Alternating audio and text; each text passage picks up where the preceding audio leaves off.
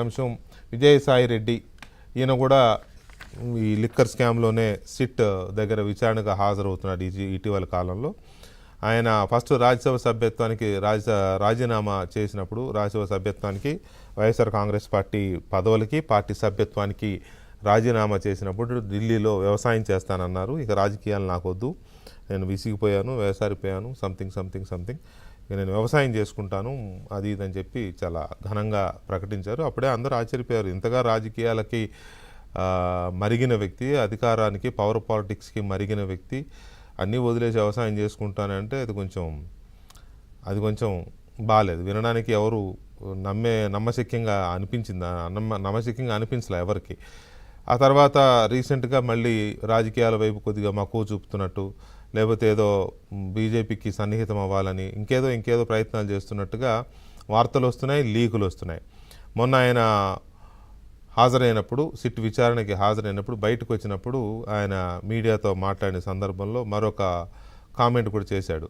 రాజకీయాల్లోకి వస్తానంటే నన్ను ఎవరైనా ఆపుతారా? రాజకీయాలకు నేను రాజకీయాల్లోకి రావాలని ప్రజలు కోరితే నేను రాజకీయాల్లోకి వస్తా. అసలు రాజకీయాలే వద్దు, వ్యవసాయం చేసుకుంటానన్న మనిషి ప్రజలు కోరితే రాజకీయాల్లోకి వస్తానని ఎందుకు అన్నారు? అసలు ఏ ప్రజలు కోరతారు ఈయన రాజకీయాల్లోకి రమ్మని? ప్రజలకి వేరే ఏముంది కనుక వేరే ఆల్టర్నేట్ లేదా? లేకపోతే అంత ప్రజానాయకుడైతే కాదు ఈయన జగన్మోహన్ రెడ్డి దగ్గర ఒక చార్టెడ్ అకౌంటెంట్, ఒక సలహాదారు, లేకపోతే ఒక వ్యూహకర్త, లేకపోతే ఇంకేదన్నా. అందుకే రాజ్యసభ సభ్యత్వం ఇచ్చింది తప్ప ఆయన ఎంపీగా ఓడిపోయాడు కూడా. నెల్లూరు నుంచి ఎంపీగా పోటీ చేస్తే డైరెక్ట్ ఎలక్షన్స్లో ఓడిపోయాడు కూడా. సో ప్రజలు ఆయన్ని నువ్వు రాజకీయాల్లోకి రావాల్సిందే అని కోరేంత స్థాయి ఉందని నేనైతే అనుకోవట్లా, చాలామంది అనుకోవట్లా. ప్రజలు కోరితే వస్తాను అని అంటే మరి ఎందుకన్నారో నాకు తెలియదు. ఇప్పుడు రూమర్ అనాలా దీన్ని, లేకపోతే నిజంగానే ఆయన ప్రయత్నాలు చేసుకుంటున్నాడో తెలియదు. కానీ రాజకీయాల్లోకి ఎంట్రీ ఇవ్వాలనే చాలా దృఢమైన చిత్తంతో ఉన్నట్టు తెలుస్తుంది. దానికోసం గట్టిగానే పావులు కదుపుతున్నాడని చెప్తున్నారు ఆయనకు సంబంధించిన వ్యక్తులు. అందుకు సంబంధించి లీకులు కూడా వదులుతున్నారు. బీజేపీతో మంతనాలు చేస్తున్నాడని, లేకపోతే రాజ్యసభ సభ్యత్వం వద్దు కానీ వేరే దానికి ఆల్టర్నేట్గా వేరే పదవి ఏదో ఆ మధ్య ఎవరో చెప్పారు. ఆయనకు బాగా సన్నిహితంగా ఉండే వ్యక్తి మా సారు గవర్నర్ పదవి కోసం ట్రై చేస్తున్నాడు అని.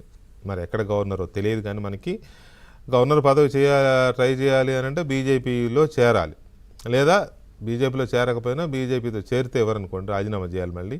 వాటెవర్ బీజేపీ ఆశీస్సులు లేకుండా ఆయన గవర్నర్ కానీ ఇంకోటి కానీ అయ్యే అవకాశం లేదు.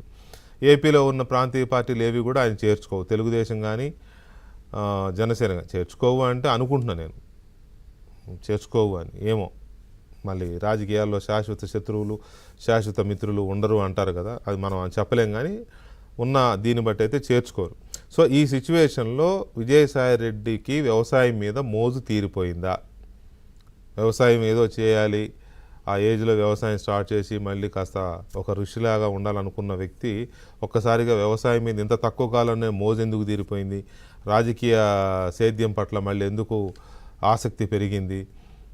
ఇప్పుడు ఏం పదవి చేయాలనుకుంటున్నాడు ఆయన? ఏ పార్టీలో చేరాలనుకుంటున్నాడు? బీజేపీ అని పదే ఎందుకు లీకులు వస్తున్నాయి? ఆ లీకులు ఆయన ద్వారా వస్తున్నాయా, లేకపోతే నిజంగానే బీజేపీకి సన్నిహితమవుతూ ఆ ప్రయత్నాలు చేసుకుంటున్నారా? ఒకటి వాస్తవం, బీజేపీలో అగ్రనేతలతో ఆయనకు పరిచయాలు ఉన్నమాట నిజం. ఎందుకంటే వైఎస్ఆర్ కాంగ్రెస్ పార్టీ తరఫున పార్లమెంటరీ పార్టీ నాయకుడిగా ఉండి లాబియింగ్ చేసిన వ్యక్తిగా ఆ పరిచయాలు పెంచుకున్నాడు. అయితే వాటిని ఉపయోగించుకొని బీజేపీలోకి ఎంట్రీ ఇవ్వాలనుకుంటున్నాడా? ఒకవేళ ఈయన బీజేపీలోకి ఎంట్రీ ఇస్తానంటే అక్కడ ఆల్రెడీ కాస్త గట్టిగా స్థానాన్ని పదిలపరుచుకున్న ఆంధ్రప్రదేశ్ ఎంపీలు అంత ఈజీగా ఎంట్రీ ఇప్పిస్తారా ఆయనకి? ఏం జరగబోతుంది అసలు? అన్నిటికంటే ఈయనకు ముందు ఆ వ్యవసాయం పట్ల మోజు ఎందుకు తగ్గిపోయింది? అంతా 4 నెలలు కాలేదు, మోజు తగ్గిపోయి అప్పుడే రాజకీయాల పట్ల మళ్ళీ ఎందుకు కోరిక ఎందుకు పెరుగుతోంది అనేది చిన్న బ్రేక్ తర్వాత చర్చిద్దాం.